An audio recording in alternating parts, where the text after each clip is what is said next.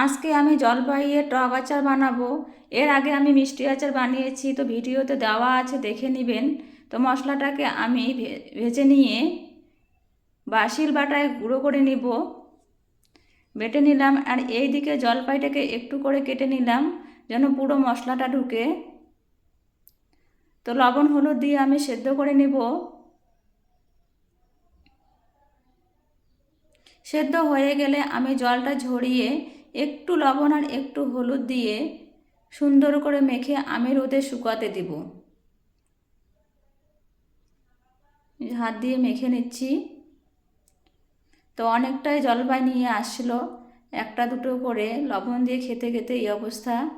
তো কড়াইতে তেল দিলাম, শুকনো লঙ্কা, পাঁচফোড়ন আর কিছু সর্ষে দানা দিয়ে আমি ফোড়ন দিব। আর চুলোর আঁচটাকে একদম কমিয়ে দিব। এখন আমি জলপাইটাকে ঢেলে দিব আর এক এক করে সব মশলা দিয়ে আমি সুন্দর করে নাড়াচাড়া করে নামিয়ে নেব। আর বাটা মশলাটাকেও আমি দিয়ে দিব।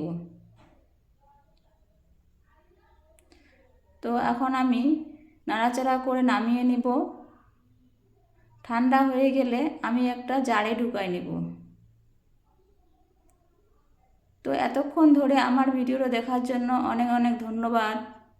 তো আমার ভিডিও ভালো লেগে থাকলে অবশ্যই লাইক, কমেন্ট, শেয়ার করে পাশে থাকবেন।